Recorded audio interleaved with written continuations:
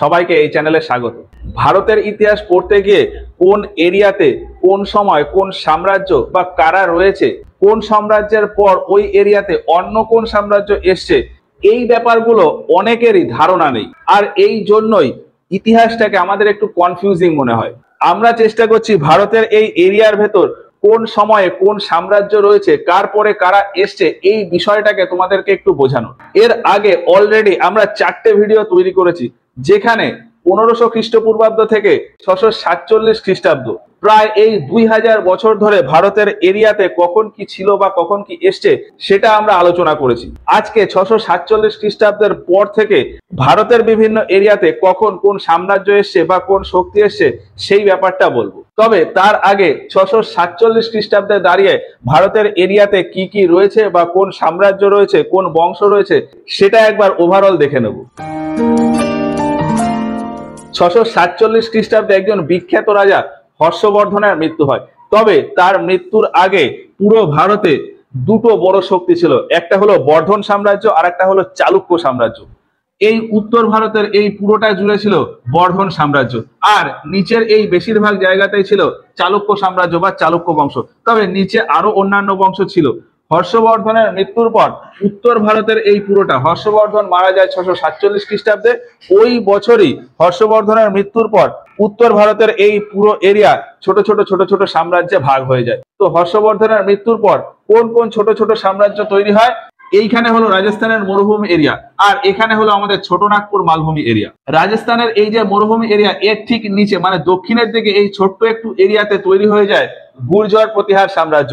এই এরিয়ার নাম ছিল গুর্জর, আর এখানে একটা বংশ স্থাপনা হয় প্রতিহার বংশ, ফলে এই এরিয়া হয়ে যায় গুর্জর প্রতিহার সাম্রাজ্য। গুজরাটের এই এরিয়াতে তৈরি হয় মৈত্রকা সাম্রাজ্য। কি বললাম? মৈত্রকা সাম্রাজ্য। এই মৈত্রকা এলাকার রাজধানী ছিল বল্লভী, ওই জন্য এই সাম্রাজ্যটাকে মৈত্রকা বল্লভীও বলা হয়। রাজস্থানের পশ্চিম দিকে বর্তমান পাকিস্তানের এই এরিয়ায় তৈরি হয় সিন্ধ প্রদেশ, এটাকে বলা হতো সিন্ধ প্রদেশ। এখানে যে সাম্রাজ্য ছিল তাকে বলা হয় ব্রাহ্মীণ সিন্ধ, তাকে বলা হয় ব্রাহ্মীণ সিন্ধ। তবে ব্রাহ্মীণ সিন্ধের আগে ছিল রায় সিন্ধ। আমরা যদি একটুখানি এর আগের টাইম লাইন দেখি, এইখানে রয়েছে ব্রাহ্মীণ সিন্ধ, এর আগে জায়গা ছিল রায় সিন্ধ, মানে রাই রাজারা এই অঞ্চল শাসন করতো, ওই জন্য নাম হয়ে যায় রায় সিন্ধ। এই এলাকাকে বলা হয় সিন্ধ প্রদেশ। রাই বংশের রাজারা এখানে শাসন করতো বলে ওটাকে বলা হতো রায় সিন্ধ। এবার এই রায় সিন্ধের এলাকা নিয়েছিল হর্ষবর্ধন। পরে হর্ষবর্ধনের মৃত্যুর পর এই এরিয়াতে ব্রাহ্মীণ বলে একটি বংশ, তারা এই এরিয়াটা শাসন করে, ফলে এই এরিয়াকে বলা হয় ব্রাহ্মীণ সিন্ধ। তাহলে এখানে রয়েছে ব্রাহ্মীণ সিন্ধ, এখানে মৈত্রকা সাম্রাজ্য, এখানে গুর্জর প্রতিহার। এই এরিয়াকে বলা হয় মালবা, এটা মালবা সাম্রাজ্য নামেই পরিচিত ছিল। এই বিশাল এরিয়া ছিল কনৌজ, এই বিশাল এরিয়া কনৌজ নামে পরিচিত, ফলে এই সাম্রাজ্যটাকে বলা হয় কনৌজের সাম্রাজ্য। এবার দক্ষিণ ভারতে যদি দেখি, পুরো ভারতে একটু পরে আসছি, দক্ষিণ ভারতে দেখলে এই বড় এরিয়াতে রয়েছে চালুক্য। এই যে এই এরিয়াতে রয়েছে চালুক্য। এই চালুক্য রাজধানী ছিল বাদামি, এটাকে বাদামে বা বাতাপি চালুক্য বলা হয়। অনেক জায়গায় এটাকে ওয়েস্টার্ন চালুক্য বলা হয়, কারণ পূর্ব দিকে আরেকটা চালুক্য বংশ ছিল ইস্টার্ন চালুক্য বা বেঙ্গি চালুক্য, ফলে এটাকে বলা হয় পশ্চিম চালুক্য বা বাতাপি চালুক্য। কিন্তু কিছুদিন পরে গিয়ে দেখা যায় যে এইখানে নিচে ছিল পল্লব এরিয়া, পল্লব রাজা এই বাতাপি দখল করে নেয়, ফলে চালুক্যর এই এরিয়াটা কমে যায়। তো এই এরিয়াতে ছিল চালুক্য, এই এরিয়াতে ছিল পল্লব। নিচে কিছু রয়েছে, এখানে রয়েছে চের, এখানে রয়েছে পাণ্ড, তাহলে চালুক্য, চের, পাণ্ড, পল্লব। আর এই যে মাঝখানে একটু জায়গা, এখানে রয়েছে ওয়েস্টার্ন গঙ্গ বা গঙ্গ বংশ, এখানে রয়েছে গঙ্গ বংশ। আচ্ছা, পল্লবের উপরে এই ছোট্ট জায়গাতে রয়েছে ইস্টার্ন চালুক্য বা যেটাকে বলা হয় বেঙ্গি চালুক্য। ছোটনাগপুর মালভূমি এরিয়াতে ছিল তখন নল বংশ, ছোটনাগপুর মালভূমি এরিয়াতে নল বংশ। আর কলিঙ্গ বা উড়িষ্যা এরিয়াতে তখন ছিল শৈলদ ভাবা বংশ। কি বললাম? শৈলদ ভাবা বংশ, শৈলদ ভাবা বংশ। তবে এই শৈলদ ভাবা বংশের আগে এখানে ছিল মুরগালা বংশ, এখানে প্রথমে ছিল বিগ্রহ বংশ। মোটামুটি 592 খ্রিস্টাব্দে দাঁড়িয়ে যদি দেখি, এই কলিঙ্গ এরিয়াতে ছিল বিগ্রহ বংশ। পরবর্তীতে 602 খ্রিস্টাব্দে গিয়ে এই বিগ্রহ বংশের জায়গায় চলে আসে মুরগালা বংশ। আর 626 খ্রিস্টাব্দে গিয়ে এইখানে চলে এসেছিল আমাদের শৈলদ ভাবা বংশ। হর্ষবর্ধনের সময় এই শৈলদ ভাবা বংশ আলাদাই ছিল। এই শৈলদ ভাবা বংশ কিন্তু হর্ষবর্ধনের আন্ডারে ছিল না, হর্ষবর্ধনের আন্ডারে ছিল উত্তর ভারতের এই এরিয়াটা পুরো পুরো হর্ষবর্ধনের আন্ডারে ছিল, নিচের এইটুকু আলাদাই ছিল। ফলে এইখানে চলে আসে শৈলধবা বংশ। তো এইটা হলো মোটামুটি ভারতের এই এরিয়া। এবার পূর্ব দিকের এরিয়াতে ছোট ছোট ছোট ছোট রাজবংশের স্থাপনা হয়ে যায় বা সাম্রাজ্য স্থাপনা হয়ে যায়। তার ভেতর প্রধান ছিল গৌড় বংশ। এই যে এই এরিয়াতে হলো গৌড় বংশ, এই এরিয়াতে হলো গৌড় বংশ। গৌড়ের ঠিক উপরে বিহার এরিয়াতে ছিল পুণ্ড্রবর্ধন, বিহার এরিয়াতে পুণ্ড্রবর্ধনের ঠিক ডান দিকে আরেকটা বংশ ছিল, সেটা হচ্ছে বরেন্দ্র সাম্রাজ্য। এটা পুণ্ড্রবর্ধন, এটা বরেন্দ্র, দুটো সাম্রাজ্য এখানে, পুণ্ড্রবর্ধন আর বরেন্দ্র। এটাকে বলা হয় রাঢ়। এই যে ছোট্ট এইটা হচ্ছে রাঢ় সাম্রাজ্য। এটা হলো দণ্ডভক্তি, এটা বঙ্গ, দণ্ডভক্তি বঙ্গ। এটা হলো সমতট আর এটা হলো কামরূপ, সমতট আর কামরূপ। তাহলে পূর্ব ভারতে কি গৌড়, পুণ্ড্রবর্ধন, বরেন্দ্র, নিচে নিচে দণ্ডভক্তি, এটা রাঢ়, বঙ্গ, সমতট আর কামরূপ সাম্রাজ্য। এই হচ্ছে পুরো ভারতের এরিয়া। এবার এই 647-এর পরে কি হলো সেটা দেখি। 647-এর পরে 655 খ্রিস্টাব্দে গিয়ে 655 খ্রিস্টাব্দে গিয়ে এই যে এই পল্লবরা চালুক্যর এরিয়ার ভেতরে এই যে কিছুটা দখল করেছিল, এই এরিয়া আবার চালুক্যের আন্ডারে চলে আসে, মানে চালুক্য এই এরিয়া আবার নিয়ে নেয়। 655 খ্রিস্টাব্দে গিয়ে এই পুরোটা হয়ে যায় এখন চালুক্যের এরিয়া।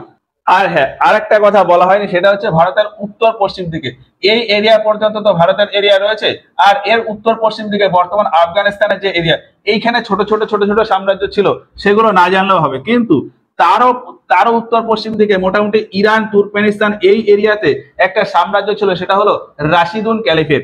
রাশিদুন ক্যালিফেট বা রাশিদুন সাম্রাজ্য ছিল। এই বর্তমানে ইরান আর আফগানিস্তান এই এরিয়াতে ছিল রাশিদুন সাম্রাজ্য। 660 খ্রিস্টাব্দে গিয়ে এই রাশিদুন সাম্রাজ্য ভারতের এরিয়াতে আসতে থাকে। তাহলে কি বললাম, 647-এ দাঁড়িয়ে এই এরিয়া ছিল, তারপর 655-তে গিয়ে পল্লবদের এই যে এরিয়া ছিল, এই পল্লবদের এরিয়া আবার চালুক্য নিয়ে নেয়। এরপরে আসে 660 খ্রিস্টাব্দ। 660 খ্রিস্টাব্দে গিয়ে এই চালুক্য পল্লবদের এই উপরের কিছুটা এরিয়া নিয়ে নেয়। তাহলে 660 খ্রিস্টাব্দে গিয়ে চালুক্যর এরিয়া বেড়ে হয়ে যায় এতটা, পল্লবদের উপরের এই এরিয়া নিয়ে নেয়, আর এই এরিয়াতে নতুন একটা চালুক্য স্থাপন করে। এর আগে যেমন চালুক্য বংশ প্রথম যখন এক্সপ্যান্ড করেছিল, তারপর এখানে ইস্টার্ন চালুক্য তৈরি করেছিল, ঠিক সেই রকমই এখানে পল্লবদের এরিয়া 660 খ্রিস্টাব্দে পল্লবদের উপরের এই এরিয়া নিয়ে মোটামুটি এইটুকু জায়গা জুড়ে নতুন একটা চালুক্য সাম্রাজ্য স্থাপন করে, ভেমুলওয়ারা চালুক্য। কি বললাম, ভেমুলওয়ারা চালুক্য। এটা হলো ভেমুলওয়ারা চালুক্য। তাহলে এটা হলো ওয়েস্টার্ন চালুক্য মানে মেইন চালুক্য, এটা হলো ভেমুলওয়ারা চালুক্য, আর এটা হলো ইস্টার্ন চালুক্য বা বেঙ্গি চালুক্য। আর এই 660 খ্রিস্টাব্দে ভারতের উত্তর পশ্চিম দিকে একটা বড় পরিবর্তন হয়ে যায়। এই যে এখানে ছিল বললাম রাশিদুন ক্যালিফেট বা রাশিদুন সাম্রাজ্য, এই রাশিদুন ক্যালিফেটের জায়গায় চলে আসে উমাইদ ক্যালিফেট বা উমাইদ সাম্রাজ্য। রাশিদুন ক্যালিফেটের জায়গায় চলে আসে উমাইদ সাম্রাজ্য বা উমাইদ ক্যালিফেট। এবার এইভাবেই বেশ কিছুটা সময় চলতে থাকে, চলতে চলতে 692 খ্রিস্টাব্দে গিয়ে 692 খ্রিস্টাব্দে গিয়ে এই যে মৈত্রিকা বংশ আছে, এই মৈত্রিকা বংশ দুই ভাগে ভাগ হয়ে যায়। বর্তমানে যেমন আমরা যদি এখন গুজরাটকে দেখি, গুজরাটে একটা নিচের পোর্শন একটা উপরের পোর্শন, নিচের পোর্শনকে বলা হয় সৌরাষ্ট্র, উপরের পোর্শনকে বলা হয় কচ্ছ পোর্শন। তো ওই সময়ও ঠিক ওই রকম এই কচ্ছ উপসাগর দিয়ে এই কচ্ছের যে এরিয়া, এই এরিয়া দিয়ে নতুন একটা সাম্রাজ্য তৈরি হয়ে যায়, সেটা হচ্ছে চাভরা সাম্রাজ্য। তাহলে নিচে এই জায়গাতে ছিল মৈত্রিকা সাম্রাজ্য, আর এখানে তৈরি হয়ে যায় চাভরা সাম্রাজ্য। মৈত্রিকা আর চাভরা, এটা এই মৈত্রিকা বংশেরই একটা ছোট পার্ট ছিল, তবে আলাদাভাবে শাসন করছিল। এটা কি চাভরা, তাহলে এটা চাভরা সাম্রাজ্য আর এটা মৈত্রিকা সাম্রাজ্য। 692 খ্রিস্টাব্দে গিয়ে এই গুজরাটের এরিয়া দুভাগে ভাগ হয়ে যায়, মৈত্রিকা আর চাভরা। এরপর 697 খ্রিস্টাব্দে গিয়ে এই উমাইদ ক্যালিফেট তার এরিয়া বাড়াতে থাকে।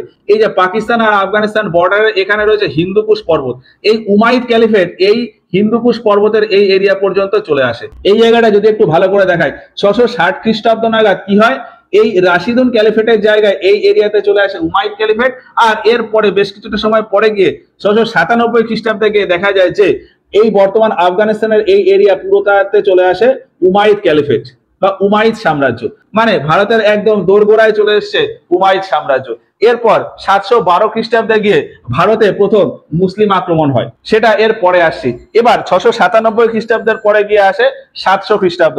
700 খ্রিস্টাব্দে গিয়ে এই যে এই এরিয়াতে ছিল নল বংশ, এই নল বংশ শেষ হয়ে যায়। এই এরিয়াটা মানে ছোটনাগপুর মালভূমি এরিয়া পুরো স্বাধীন হয়ে যায়, এখানে আর কোনো রাজাই বসেনি। যেমন এই রাজস্থানের মরুভূমি এরিয়াতে কোনো রাজা ছিল না, ঠিক সেই রকম এই মালভূমি এরিয়াতে কোনো রাজা ছিল না। এই জায়গাটা এমনিই থেকে যায়, এই এরিয়াতে তখন আর কেউ শাসন করেনি। 700 খ্রিস্টাব্দের পর থেকে এই এরিয়াতে আর কোনো শাসন হয়নি।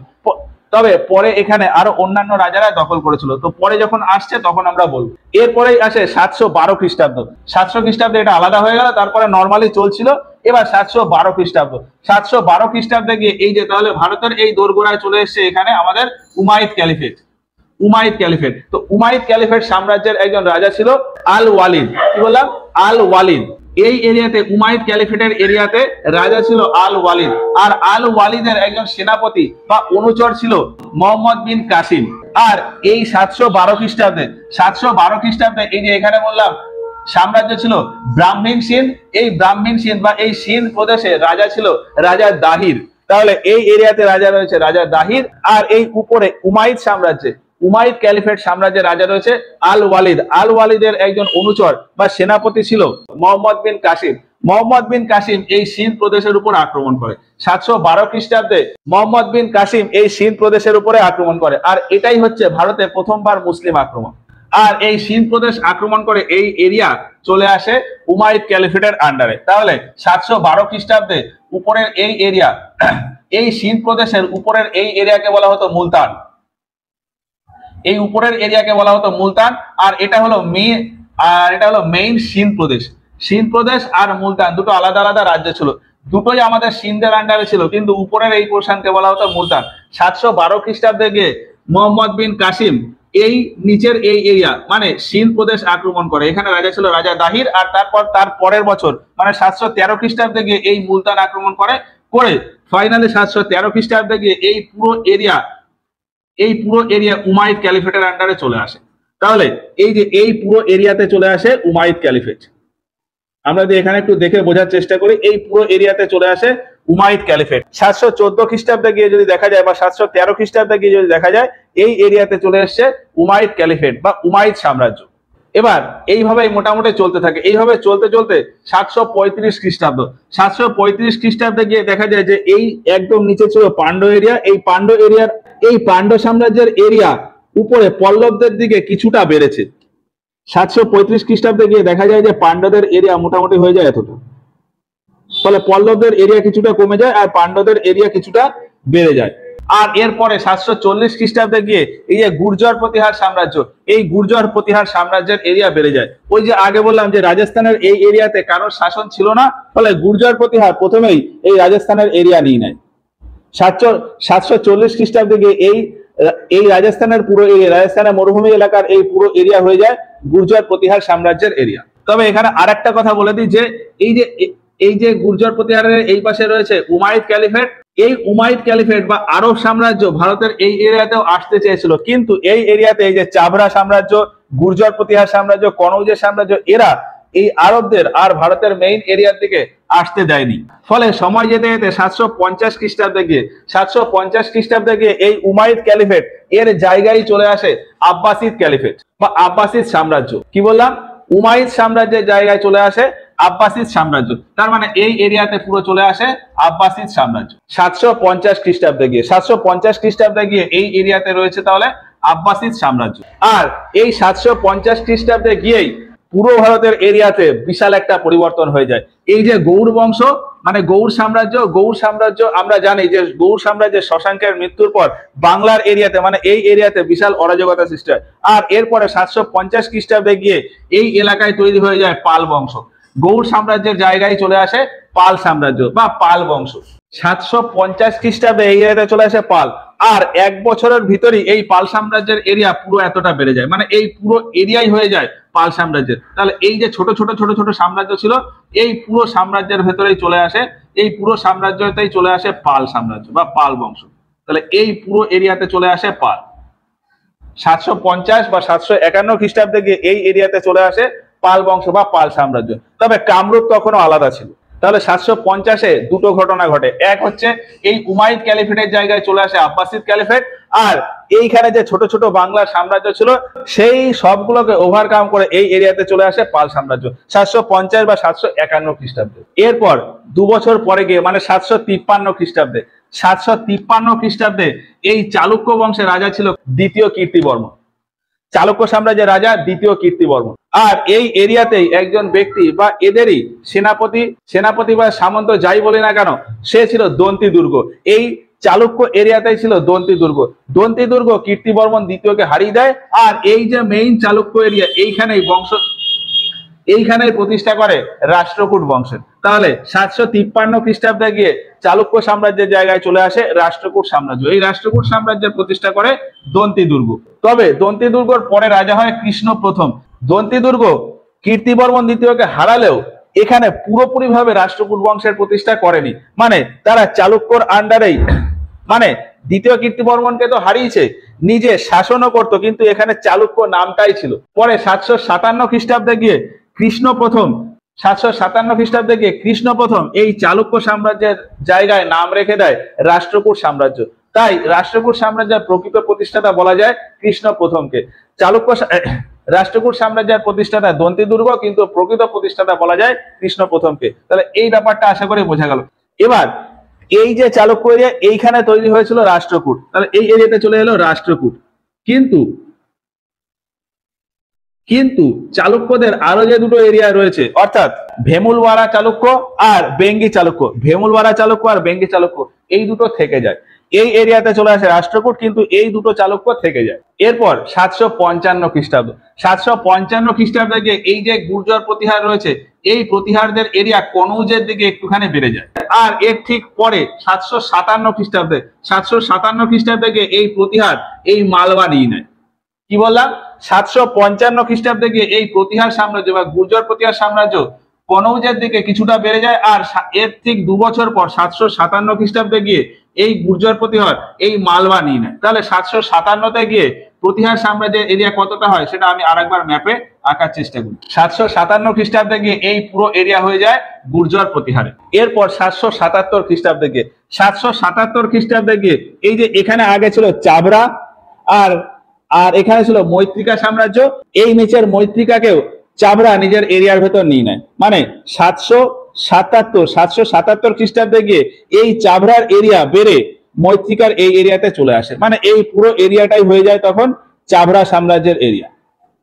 777 খ্রিস্টাব্দে গিয়ে দেখা যায় যে এই পুরো এরিয়াই হয়ে গেছে চাবড়া সাম্রাজ্যের এরিয়া, মানে মৈত্রিকা সাম্রাজ্য শেষ হয়ে গেছে। আর 780 খ্রিস্টাব্দে গিয়ে দেখা যায় যে এই প্রতিহার এই চাবড়া সাম্রাজ্যও নিয়ে নিয়েছে।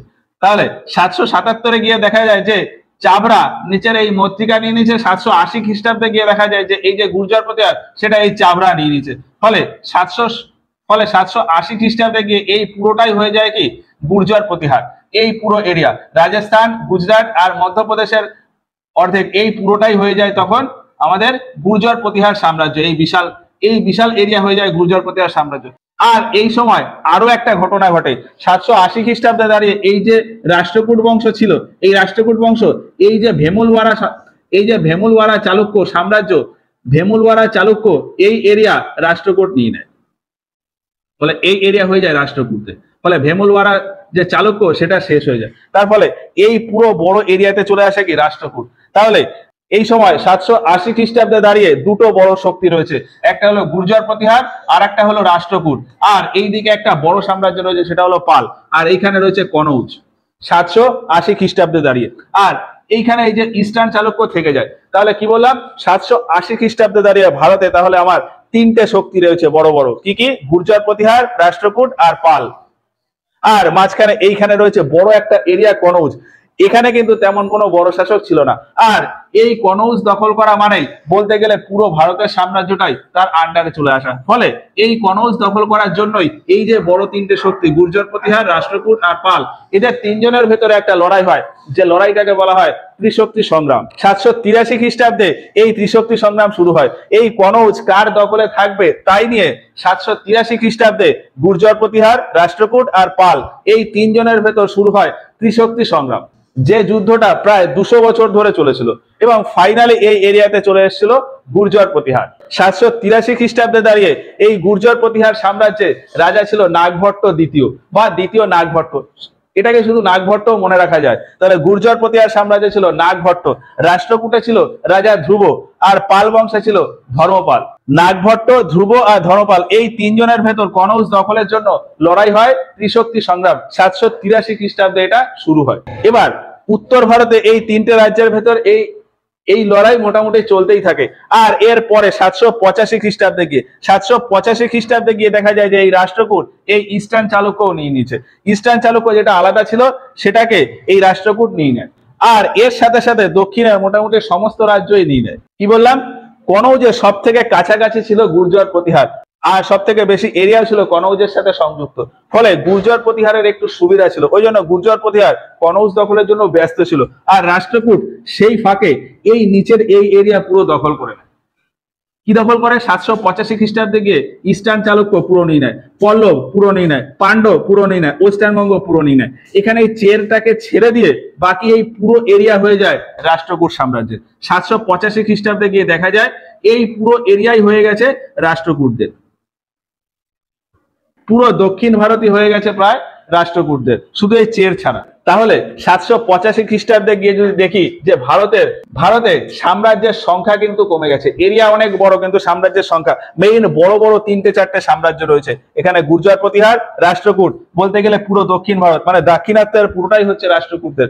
ছোট্ট একটু এরিয়াতে রয়েছে চের। এখানে ছোটনাগপুর মালভূমি এরিয়াতে কোনো রাজাই ছিল না। এখানে রয়েছে শৈলধবা বংশ, এখানে বড় পাল বংশ, আর এখানে কামরূপ, এখানে তো কনৌজ। এই হলো। আর আমাদের এই পাশে ভারতের উত্তর পশ্চিম দিকে এই এরিয়াতে তখনও রয়েছে আব্বাসিদ ক্যালিফেট। এটা হলো 785 খ্রিস্টাব্দে দাঁড়িয়ে। এরপর 786 খ্রিস্টাব্দে 785 খ্রিস্টাব্দে রাষ্ট্রকূট পুরো দক্ষিণ ভারত জেতার পর এবার উত্তর ভারতের দিকে অগ্রসর হয়ে 786 খ্রিস্টাব্দে প্রতিহারের কিছুটা এরিয়া নিয়ে নেয়, কনৌজ দখল করে নেয়। কনৌজ আর গুর্জর প্রতিহারের কিছুটা এরিয়া নিয়ে নেয়, গুর্জর প্রতিহারের কিছুটা এরিয়া নিয়ে নেয়, আর কনৌজ পুরো নিয়ে নেয়। কি বললাম? তাহলে 786 সালে ম্যাপটা হয়ে যায় এরকম। এই যে গুর্জর প্রতিহারের এরিয়া কমে যায়, আর এই যে এখানে রাষ্ট্রকূটের এরিয়া বেড়ে যায়, আর এটা ছিল পুরো কনৌজ দখল করে নেয়। কিন্তু এই যে এই এরিয়াতে নতুন একটা বংশ স্থাপন হয়ে যায়, সেটা হলো কলচুরি বংশ, ত্রিপুরী কলচুরি বংশ। কি বললাম? তাহলে 786-তে গিয়ে এই এরিয়া এই কনৌজ পুরো এরিয়া রাষ্ট্রকূটের আন্ডারে হয়ে যায়। কিন্তু এইখানে ছোট্ট একটু এরিয়া আলাদা হয়ে যায়, যেটা রাষ্ট্রকূটের আন্ডারে ছিল কিন্তু আলাদা এরিয়া হিসাবে ছিল। এটা হলো ত্রিপুরী কলচুরি বা কলচুরি সাম্রাজ্য। এর আগে এই এরিয়াতে একটা কলচুরি সাম্রাজ্য হয়েছিল, এখন এইখানে আমাদের তৈরি হলো ত্রিপুরী কলচুরি সাম্রাজ্য। এরপর 789 খ্রিস্টাব্দে গিয়ে দেখা যায় যে এই কনৌজ প্রতিহারের আন্ডারে চলে আসে। 786 খ্রিস্টাব্দে এই কনৌজ রাষ্ট্রকূটের আন্ডারে ছিল, 789 খ্রিস্টাব্দে প্রতিহারের আন্ডারে চলে আসে। আবার 791 খ্রিস্টাব্দে গিয়ে আবার এই কনৌজটা রাষ্ট্রকূটের আন্ডারে চলে আসে। 793 খ্রিস্টাব্দে গিয়ে এই কনৌজ পালের আন্ডারে চলে আসে। এইভাবে বিভিন্ন সময় এই কনৌজ প্রতিহারের আন্ডারে আসে, কখনো পালের আন্ডারে আসে, কখনো রাষ্ট্রকূটের আন্ডারে আসে। এইভাবে বেশ কিছুদিন চলতে থাকে এবং ফাইনালে গিয়ে এখানে রাজত্ব হয়ে যায় গুর্জর প্রতিহারের। এবার 793 খ্রিস্টাব্দে গিয়ে ওই যে বললাম পালদের আন্ডারে এই কনৌজ চলে আসে, আর এই রাষ্ট্রকূটদের এরিয়া থেকে এখানে পল্লব সাম্রাজ্য আলাদা হয়ে যায়। এই এরিয়াতে আলাদা হয়ে যায় পল্লব সাম্রাজ্য। এই এরিয়াতে আলাদা হয়ে যায় পল্লব সাম্রাজ্য। আর এর কিছুটা আগে সময় গিয়ে মানে 770 বা 760 এই সময় এই যে এইখানে বললাম যে শৈলধব বংশ ছিল, এই শৈলধব বংশের জায়গায় চলে এসেছিল ইস্টার্নবঙ্গ। ইস্টার্নবঙ্গ কবে এসছে তার কোনো এক্সাক্ট টাইম জানা নেই, তবে মোটামুটি ধরা হয় 760-70 খ্রিস্টাব্দ নাগাদ এই শৈলধব বংশের জায়গায় চলে আসে ইস্টার্ন গঙ্গ বংশ। আগে এখানে ইস্টার্ন গঙ্গ ছিল, পরে আবার ওই এরিয়াতে আসলো ইস্টার্ন গঙ্গ। আর এই 793 খ্রিস্টাব্দে গিয়ে এই যে বললাম পল্লব এখানে আলাদা হয়ে গেল। আর এখানে এই ইস্টার্ন গঙ্গ এই সময় রাজা ছিল রাজা অনন্ত বর্মন। বলা হয় যে রাজা অনন্ত বর্মন এই সময়ে পুরীতে জগন্নাথ মন্দিরের নির্মাণ করেছিলেন। তবে পুরীর জগন্নাথ মন্দির নির্মাণ নিয়ে অনেকে এটাও বলেন যে পুরীর জগন্নাথ মন্দির নির্মাণ করেছিলেন যজাতি কেশরী। তো কেউ কেউ বলেন যে পুরীর জগন্নাথ মন্দির নির্মাণ করেছিলেন রাজা অনন্ত বর্মন, কেউ কেউ বলেন যে যজাতি কেশরী। তো সেই তর্কে আমরা গেলাম না। আমরা তাহলে 793 খ্রিস্টাব্দে এই ইস্টার্ন গঙ্গ বংশে একজন বিখ্যাত রাজা ছিলেন অনন্ত বর্মন। এরপর কিছুটা সময় গিয়ে 803 খ্রিস্টাব্দ, 803 বা 805 803 805 এই সময় গিয়ে এই যে রাষ্ট্রকূট বংশ রয়েছে, রাষ্ট্রকূট বংশ এখানে যে পল্লব আলাদা হয়েছিল, চের আলাদা ছিল, এই পুরো এই এরিয়াটা পুরোটা নিয়ে নেয়। তাহলে 805 বা 803 খ্রিস্টাব্দে গিয়ে রাষ্ট্রকূট দক্ষিণের এই পুরো এরিয়া নিয়ে নেয়। ফলে দক্ষিণ ভারতের এই পুরো এরিয়া ছিল রাষ্ট্রকূটের আন্ডারে। 803 বা 805 খ্রিস্টাব্দ নাগাদ পুরো দক্ষিণ ভারত ছিল রাষ্ট্রকূট। আর এর ঠিক কয়েক বছর পর 810 খ্রিস্টাব্দে গিয়ে এই রাষ্ট্রকূটের ভেতরে এই ছোট্ট এরিয়াতে একটা সাম্রাজ্য তৈরি হয়, চোল সাম্রাজ্য। তবে প্রতিষ্ঠা হয়ে 1-2 বছরের ভেতরেই রাষ্ট্রকূট আবার এই চোল বংশটাকে নিজের আন্ডারে নিয়ে নেয়, মানে চোল সাম্রাজ্যকে নিজের আন্ডারে নিয়ে নেয়। কি বললাম, তাহলে 810 খ্রিস্টাব্দে এখানে চোল সাম্রাজ্যের স্থাপন হতে গেছিল, কিন্তু 1 বছরের ভিতরেই রাষ্ট্রকূট এই চোলটা আবার নিয়ে নেয়। একইভাবে 814 খ্রিস্টাব্দে এই যে এই এরিয়াতে ছিল ওয়েস্টার্ন বঙ্গ, 814 খ্রিস্টাব্দে এই ওয়েস্টার্ন বঙ্গও তৈরি হয়েছিল, আবার ওয়েস্টার্ন বঙ্গ আবার তৈরি হয়েছিল, কিন্তু 1 বছরের ভিতর রাষ্ট্রকূট আবার এই ওয়েস্টার্ন বঙ্গ নিয়ে নেয়। তাহলে এখানে দুটো ঘটনা ঘটলো, 810-এ এখানে চোল সাম্রাজ্য স্থাপন হতে গেছিল, রাষ্ট্রকূট নিয়ে নেয়, আবার 814-তে এখানে ওয়েস্টার্ন বঙ্গ আবার মাথাচাড়া দিতে গেছিল, কিন্তু রাষ্ট্রকূট নিয়ে নেয়। কিন্তু এইভাবে খুব বেশি দিন চলেনি। 820 খ্রিস্টাব্দে গিয়ে এখানে চের সাম্রাজ্যের আবার প্রতিষ্ঠা হয়ে যায়। 820-তে এখানে চের আর এখানে পাণ্ড্য এই দুটো আলাদা হয়ে যায়, চের আর পাণ্ড্য। 820 খ্রিস্টাব্দে গিয়ে এই রাষ্ট্রকূটের এরিয়া থেকে চের আর পাণ্ড্য আলাদা হয়ে যায়। আর ভারতের উত্তর পশ্চিম দিকে একটা পরিবর্তন হয়। উত্তর পশ্চিম দিকে এই এরিয়াতে ছিল আব্বাসিদ ক্যালিফেট, এই আব্বাসিদ ক্যালিফেটের জায়গায় চলে আসে খোরাসান বা তাহিরি খোরাসান সাম্রাজ্য। আব্বাসিদ ক্যালিফেটের জায়গায় চলে আসে তাহিরি খোরাসান বা খোরাসান সাম্রাজ্য। এরপর বেশ কিছুটা সময় পরে গিয়ে 845 খ্রিস্টাব্দে গিয়ে এইখানে চোল সাম্রাজ্যের আবার প্রতিষ্ঠা হয়, নতুন করে চোল সাম্রাজ্যের প্রতিষ্ঠা। আমরা জানি যে চোল সাম্রাজ্যের প্রতিষ্ঠাতা হলো বিজয়ালয় চোল। বিজয়ালয় চোল এখানে এই চোল বংশের প্রতিষ্ঠা করে, এই এরিয়াতে চোল বংশের নতুন করে প্রতিষ্ঠা করে বিজয়ালয় চোল। তাহলে 845 খ্রিস্টাব্দে গিয়ে এখানে প্রতিষ্ঠা হয় চোল বংশের। এবার এইভাবে যেতে যেতে 850 খ্রিস্টাব্দে গিয়ে এই প্রতিহার কনৌজ নিয়ে নেয়। 850 খ্রিস্টাব্দে গিয়ে এই প্রতিহার বংশের রাজা ছিল মিহির ভোজ। আর 850 খ্রিস্টাব্দ নাগাদ এই কনৌজ পাল বংশের আন্ডারে ছিল।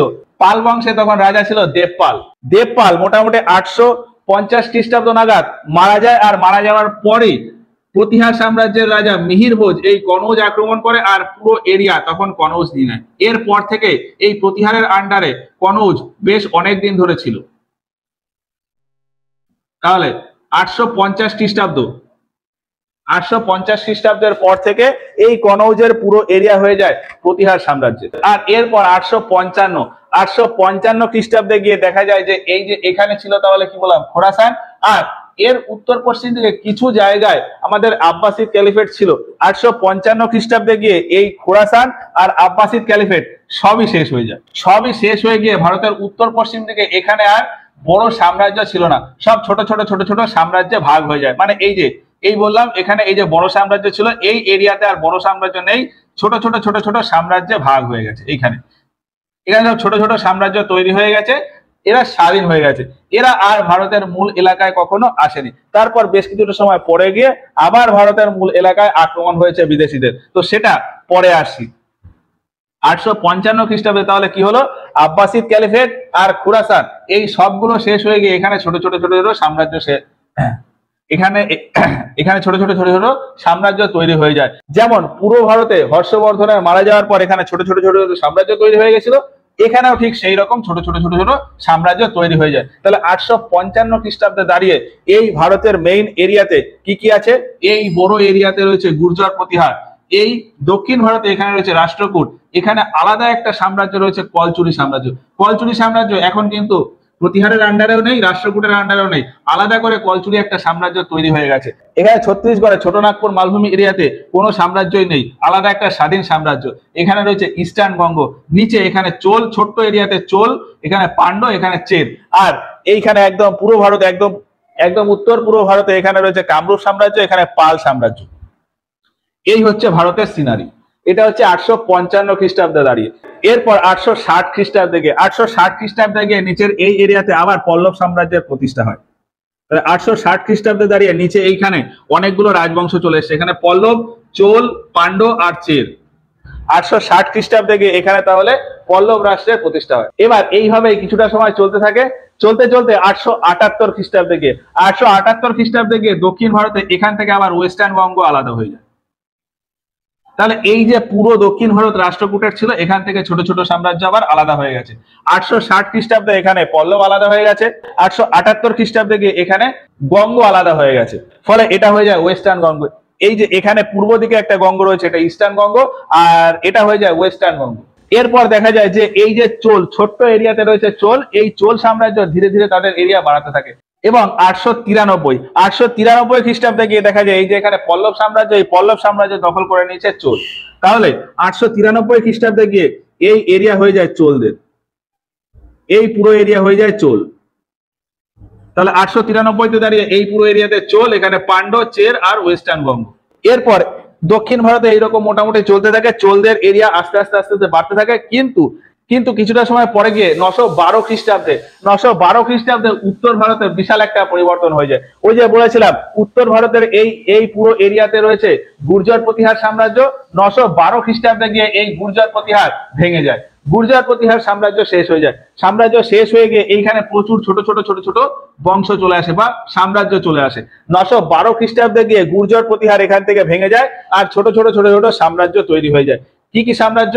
অনেকগুলি সাম্রাজ্য তৈরি হয়ে যায়। এই গুর্জর প্রতিহার থেকেই যে সাম্রাজ্যগুলো তৈরি হয় তাদেরকেই বলা হতো রাজপুত। 912 খ্রিস্টাব্দে এই গুর্জর প্রতিহার ভেঙে যেগুলো তৈরি হয়েছিল সেগুলো হলো এই যে এই এরিয়াতে, উত্তরপ্রদেশের এই এরিয়াতে প্রতিহার থেকে যায়। পুরো এই যে গুর্জর প্রতিহার ছিল সেখান থেকে ভেঙে এই এরিয়াতে প্রতিহার থেকে যায়। আর বাকি এরিয়াগুলোতে এই যে রাজস্থান এরিয়াতে তৈরি হয়েছিল চৌহান সাম্রাজ্য, বা এটাকে বলা হয় সকম্বরে চৌহান। এই এরিয়াটা হলো সকম্বরে চৌহান। রাজস্থান মরুভূমির নিচের দিকে এখানে তৈরি হয় গুহিলাস সাম্রাজ্য, এখানে চৌহান গুহিলাস। মালবা এরিয়াতে পরমার সাম্রাজ্য বা পরমার সাম্রাজ্য, মালবার পরমার সাম্রাজ্য, সকম্বরে চৌহান আর গুহিলাস। তাহলে এখানে পরপর তিনটে, চৌহান, গুহিলার আর পরমার, চৌহান, গুহিলার, পরমার। আর এই যে এইখানে মধ্যপ্রদেশ আর রাজস্থানের কিছুটা এরিয়া জায়গায় এই এরিয়াতে তৈরি হয়ে যায় চান্ডেল ডাইনেস্টি বা চান্ডেল সাম্রাজ্য। তাহলে চৌহান, গুহিলাস, পরমার আর চান্ডেল, এই চারটেকেই বলা হয় মেইন রাজপুত। আর একটা আছে উপরে এই পাঞ্জাব হরিয়ানা এরিয়াতে, এখানে তৈরি হয় তোমার। এই 5টা রাজ্য, এই 5টা সাম্রাজ্যকে একসাথে বলা হয় রাজপুত সাম্রাজ্য। এই গুহিলা যদিও এই চৌহান থেকেই একটুখানি আলাদা হয়ে গেছিল। তাহলে মেইন হলো চারটে, কি কি? তোমার, চৌহান, পরমার আর চান্ডেল। তোমার, চৌহান, পরমার আর চান্ডেল, এই চারটে রাজপুত বংশের স্থাপনা হয়। গুর্জর প্রতিহার থেকে এই চারটে বংশের স্থাপনা হয় বা চারটে সাম্রাজ্য, চারটে রাজপুত সাম্রাজ্য, তোমার, চৌহান, পরমার আর চান্ডেল। এই চৌহান থেকে এইখানে ছোট্ট এরিয়া 2-1 বছর পর আলাদা হয়ে যায়, সেটা হলো গুহিলাস। তো সেটা আমরা ওই 912 খ্রিস্টাব্দেই ধরে নিই। 912 খ্রিস্টাব্দে গিয়ে এই কটা তৈরি হয়, তোমার, চৌহান, গুহিলাস, মালবার, পরমার আর চান্ডেল।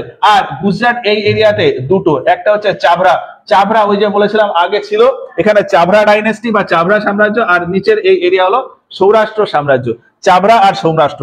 আর এই পাশে এই এরিয়াতে সিন্ধ ছিল, ফলে সিন্ধ তৈরি হয়ে যায়। আর এই এরিয়াকে বলা হয় মুলতান সাম্রাজ্য, সিন্ধ আর মুলতান সাম্রাজ্য।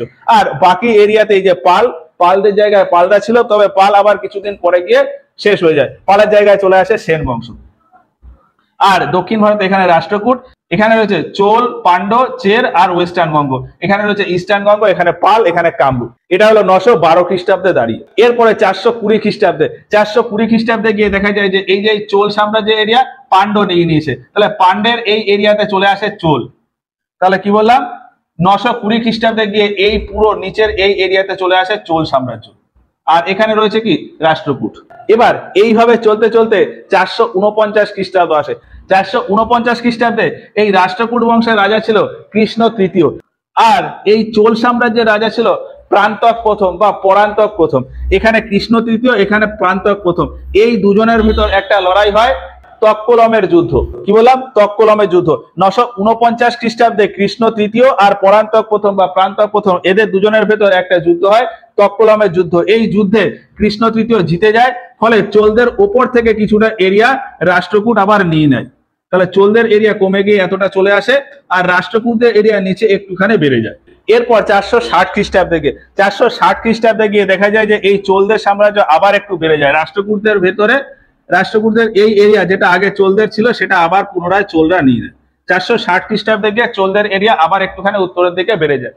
আর 973 খ্রিস্টাব্দে গিয়ে এই রাষ্ট্রকূটের জায়গায় চলে আসে আবার চালুক্য বংশ। এর আগে ওই যে চালুক্যর জায়গায় চলে এসেছিল রাষ্ট্রকূট, এবার আবার 973 খ্রিস্টাব্দে দাঁড়িয়ে এই রাষ্ট্রকূটের জায়গায় আবার চলে এসছে চালুক্য। তাহলে এবার এই চালুক্য তাদের রাজধানী আর বাতাবি না রেখে এখানে একটা জায়গা আছে কল্যাণা, এই যে এখানে একটা জায়গা আছে কল্যাণা, ফলে কল্যাণাতে তাদের রাজধানী রেখেছিল, ওই জন্য ওই চালুক্যকে বলা হয় কল্যাণা চালুক্য। এটা হলো কল্যাণা চালুক্য।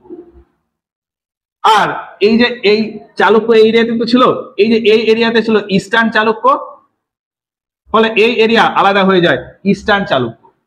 তাহলে 973 খ্রিস্টাব্দে দাঁড়িয়ে কি হলো, রাষ্ট্রকূটের জায়গায় চলে এলো চালুক্য মানে কল্যাণা চালুক্য, আর এখানে ইস্টার্ন চালুক্য আলাদা হয়ে গেল। আর এই যে এই এরিয়া থেকে ওয়েস্টার্ন গঙ্গ আলাদা হয়ে যায়। ওয়েস্টার্ন গঙ্গ এর আগে রাষ্ট্রকূটের আন্ডারে ছিল, আলাদা রাজ্য ছিল, কিন্তু তার উপরে রাষ্ট্রকূটদের প্রভাব ছিল। কিন্তু 973 খ্রিস্টাব্দে যখন রাষ্ট্রকূটের জায়গায় চলে এলো চালুক্য, তখন এই ওয়েস্টার্ন গঙ্গ আবার পুরোপুরি আলাদা হয়ে যায়। আর এইভাবে চলতে চলতে এইভাবে ভারতের মেইন এরিয়াতে মোটামুটি এরকম ছিল।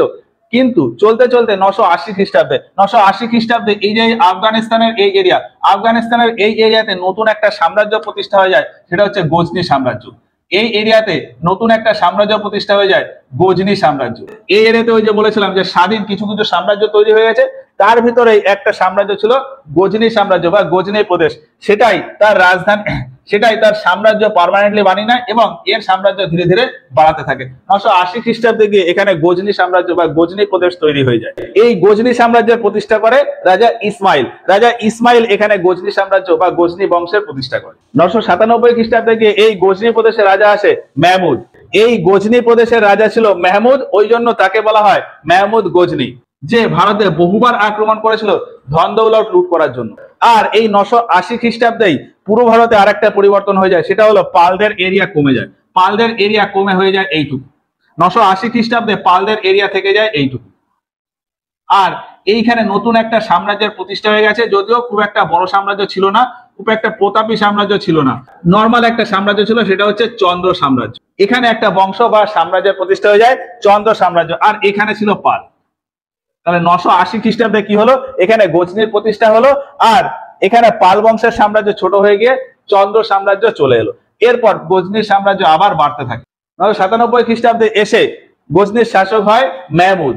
এরপর 999 খ্রিস্টাব্দ, 999 খ্রিস্টাব্দে গিয়ে এই চোল বংশের রাজা ছিল রাজরাজ প্রথম বা প্রথম রাজরাজ। চোল বংশের রাজা ছিল প্রথম রাজরাজ। প্রথম রাজরাজ এই ওয়েস্টার্ন বঙ্গ নিয়ে নেয়। ফলে 999 খ্রিস্টাব্দে গিয়ে এই এরিয়া হয়ে যায় পুরোপুরি চোলদের। দক্ষিণ ভারতের এই এরিয়া হয়ে যায় চোলদের, আর এখানে থাকে চের। 999 খ্রিস্টাব্দে দাঁড়িয়ে এই অবস্থা। আর 999 খ্রিস্টাব্দে গিয়ে দেখা যায় যে এখানে গজনির এরিয়া ধীরে ধীরে বাড়তে থাকে। আর 1000 খ্রিস্টাব্দ ঠিক পরের বছর মানে 1000 খ্রিস্টাব্দে গিয়ে দেখা যায় যে এই পুরো এরিয়াতেই চলে এসছে গজনি। এই যে বর্তমানে আফগানিস্তান ও পাকিস্তানের এরিয়া জুড়ে এই পুরোটা জায়গায় চলে এসছে গজনি। তাহলে 1000 খ্রিস্টাব্দে দাঁড়িয়ে কি হলো, এই এরিয়াতে চলে এসছে গজনি।